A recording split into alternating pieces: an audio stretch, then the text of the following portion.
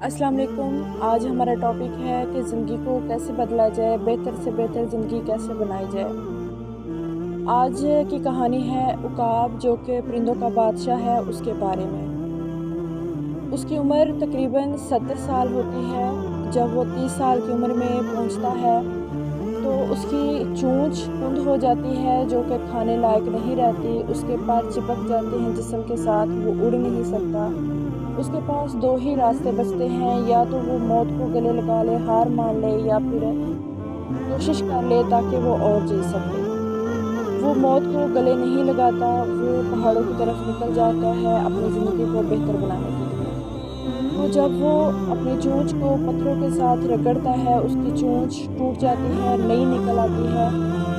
तो वो अपनी चोंच से अपने नाखून निकाल लेता है। जब नाखून निकलते हैं चोंच से और नाखूनों से, अपने पर काटता है, बाल निकालता है, जिससे उसके बाल नए निकल आते हैं। बाल नए निकल आने से वो इस काबिल हो जाता है कि अपनी ज़िंदगी और 40 साल गुजार सके।